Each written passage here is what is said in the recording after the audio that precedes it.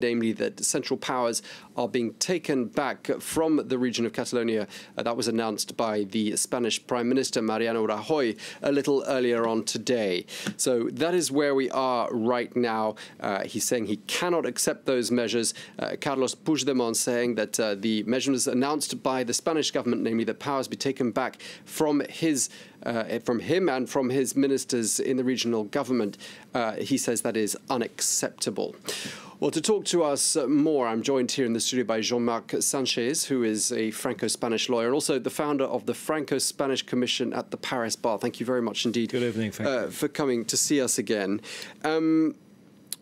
What we heard from Mr. Puigdemont there, first of all, he said that this goes against the will of the Catalan people, namely the taking back of these powers. That may be the case. Maybe that may be the case for some of the Catalan people. It's not the case for all of the Catalan people, is it? To make a long story short, only 46% of the Catalans voted in favor of the so-called independence of Catalonia during this fake referendum, which was a masquerade 3 weeks ago. We've seen that. I mean, Article 155 is nothing but what already exists in the German and Italian constitution. In 78, the fathers of the constitution, King Don Juan Carlos, the father of the actual king, and Prime Minister Adolfo Suarez did nothing but trying to do what has already been done in other countries, other democratic countries. So basically today, Mr. Puigdemont is making a coup. It's nothing but a coup. He wants, by force, to make a decision that is unconstitutional, illegal, and prohibited, and undemocratic, to be valid, only because 1/3 of the Catalans want that. What about the 2/3 others? We've never heard about it because you can't hear them. They don't talk. They don't say nothing. It's the silent majority. So you hear the active minority down in the streets. But today, Article 155 was the only way for the Spanish government to get out of this crisis. There was no other option. It's quite ironic just looking at Carlos Puigdemont there on the screen. He's got the Catalan separatist flag on one side, and he's got the European flag on the other side. And of course, Europe hasn't been at all supportive. Brussels is not at all supportive, is it, of this push for independence, neither by Catalonia, neither by other regions that wish to break away from their motherland, if you like, in other parts of Europe. Well, it cannot be. Imagine tomorrow if they support the exit of Catalonia from Spain. Who's next? Scotland, Wales, Flanders, Northern Italy, Corsica. I mean, there is no way they can support that. And by the way, did you notice one interesting aspect? During the last 2 days, when Mariano Rajoy was attending the Brussels summit, the two head of state who were the most active support of the Spanish government were French President Macron and Chancellor Merkel. Why? Because France and Germany are the two main providers and clients of Catalonia, and Catalonia is the heart of the economy of Spain. They don't want to lose that opportunity. We cannot have an independent state in Catalonia, or if we do so, then we'll have some more other Kosovos in Western Europe, and nobody wants that, especially not Brussels. Interesting words from Carlos Puigdemont. He said that those steps by Mariano Rajoy's government, namely to take back the powers and to sack the regional government, he called it the worst attacks on democracy since the dictatorship of Francisco Franco. That's quite strong language, isn't it? Well, it is, especially because Mr. Puigdemont is my age. He's 54. So when Franco passed away, he was only, if I am right, 12 years old. So I don't think he has suffered that much of that regime. Neither did I. But he knew that regime, and I knew it because I remember what it was. Nothing to do with what is Spain today. I mean, you cannot compare the Franco time of the past regime and what became Spain after 74, and especially after 78, a democratic and free country.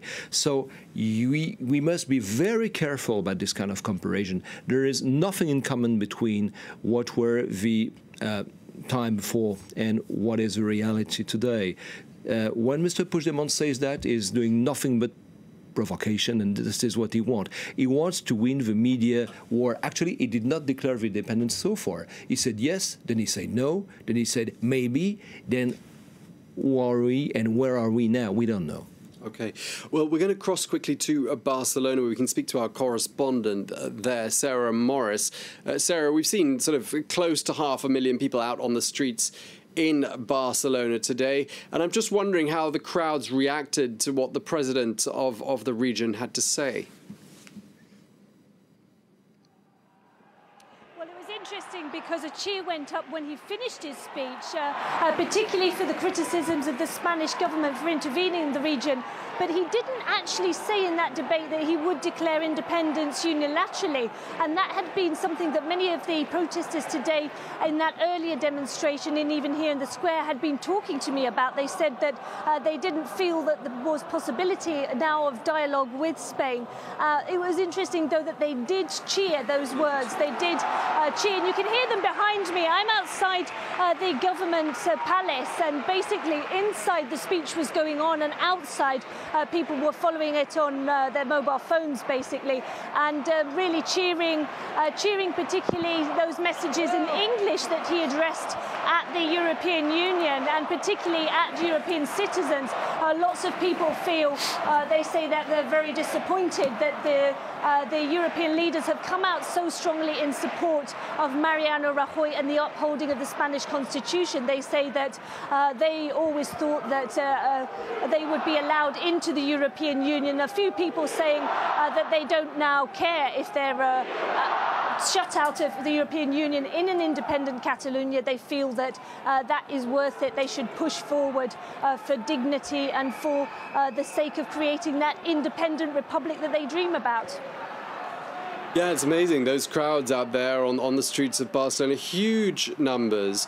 And clearly, you know, the people that are there are the people who would have no doubt voted for independence when that referendum was held. But there's a lot of other people in the region who simply do not want independence. They are not attracted by that prospect. And I'm just wondering whether they're making themselves heard at the moment. Sarah? Well, it's very interesting. They've been called the silent majority, and I came to this square in the morning outside the government palace, and a couple of people had come down just off their own bat with big signs, and they began to put them up outside the government palace, and they really said that they are not an organised movement. They said to me they don't have public money supporting their protests, but they're determined to make sure that everybody knows, particularly the foreigners. They come up to the foreign press and they say, I hope you realise that the majority of Catalans are against this, and we have seen that in the opinion polls. There was an opinion poll today in El Periódico de Catalunya, one of the Catalan-based newspapers, and it said that only 30% of Catalans wanted to see the immediate declaration of an independent republic, and 69% of people were very favourable to essentially what the Spanish Prime Minister is now rolling out, which is the calling of an early election. They said an early election is the best way to ensure all Catalans get a legal vote, and they can all vote in the election to say what they think of the Carles Puigdemont government, and whether they think that there should be Catalonia breaking away from the rest of Spain. Sarah, stay with us for a moment, because I just want to put another question to our guest here with us in the studio, Jean-Marc SANCHEZ. Jean-Marc, you do the back and forth between Paris and Barcelona a lot. We were just hearing that from our correspondent. There is this silent majority in the region that doesn't want independence. Is it difficult for someone who doesn't want independence to voice that in a public way in Catalonia right now? Has it become a sort of a taboo to say that you do not favour independence? It is not difficult, it's impossible. There is nothing you can do. To give you an example, if you bring your children to school the very day of a strike in favour of independence, it means that you're a fascist, for the independentist, for the extreme part of them, but for most of them. Remember that the coalition, and your correspondent in Barcelona said it very clearly, this coalition is a mixture from the Conservative Party to the very far left. So what did Rajoy say today? He did something very, very simple. Mariano Rajoy said basically, we will suspend the government. We will not end up with the Generalitat, with the autonomy of Catalonia.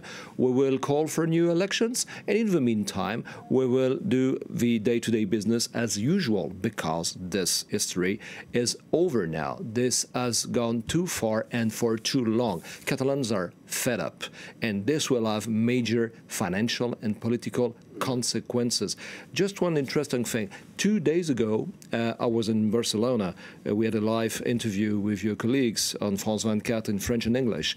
And the local technician who was there said, you know, my in-laws are from Jaén. Jaén is the south of Spain, in Andalusia. And before buying any Catalan product at the supermarket, they double check first if it's not from Catalonia. So this is where we are now. It's a division among Catalonia and a division among Spain and among the Spanish people. And this is really serious. Yeah, and it's going to cause major economic damage to the region and also to Spain, because it is, of course, for the time being, Spain's richest region. So everybody's hurting right now. Thank you so much for speaking to us. Thank you very much indeed. Jean-Marc SANCHEZ. All things will get better. Let's hope so. Thank you so much.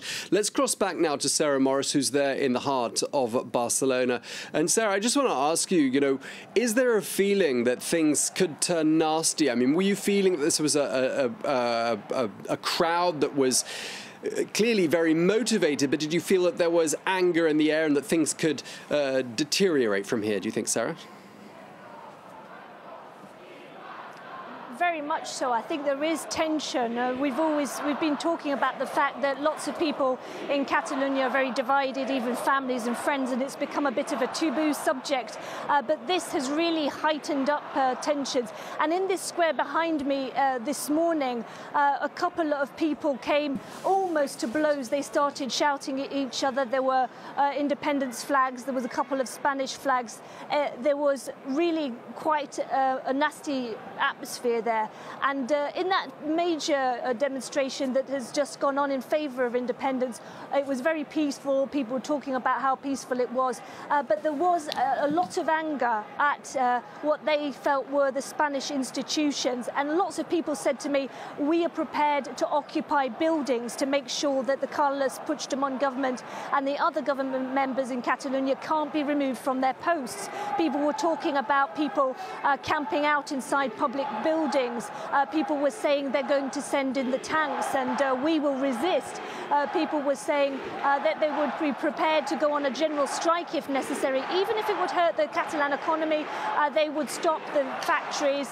They would make sure that the airport didn't operate. I can tell you Barcelona Airport is one of the things that the independence movement has always had in its sights. They want control of Barcelona Airport, but all the airports are state-run by the Spanish government, now with some private investment. But that just goes to show you that there is a sense that this could come to something really very difficult over the next few days, because we still haven't really heard whether Carles Puigdemont is prepared to resist, prepared not to be removed from his post when the time comes, and will Mariano Rajoy be prepared to have him arrested, even if that means turning him into a martyr with tens of thousands of people around Barcelona trying to stop that from happening. Things could get very unpredictable indeed. Yeah, okay. Well, a very uncertain situation there. And of course, as we were just saying with our guest, all sides must be keen for this to come to some sort of a conclusion pretty soon, because everybody's hurting right now. Economically, the damage to the region is serious, and to Spain as a whole as well. Well, thank you so much for bringing us up to speed. I'm sure we'll be checking in with you again throughout the course of this evening. Sarah Morris there in Barcelona. And I'll be back with the top stories in just a short while. Don't go away.